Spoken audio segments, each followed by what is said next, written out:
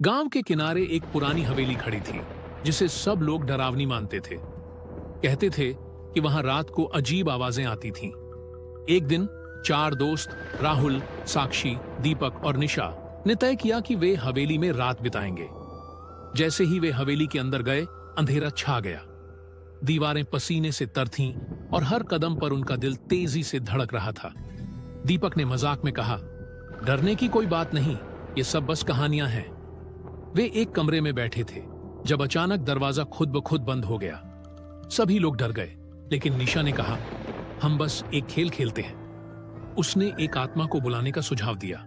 सबने हामी भरी और उसने एक पुरानी किताब खोलकर मंत्र पढ़ना शुरू किया। जैसे ही मंत्र समाप्त हुआ, कमरे में ठंडक घिर गई। अचानक एक सफेद छाया सामने आई।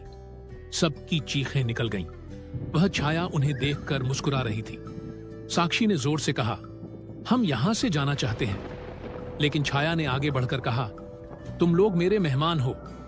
अब सब भयभीत थे। उन्हें समझ आ गया कि उन्होंने एक खतरनाक खेल खेला है।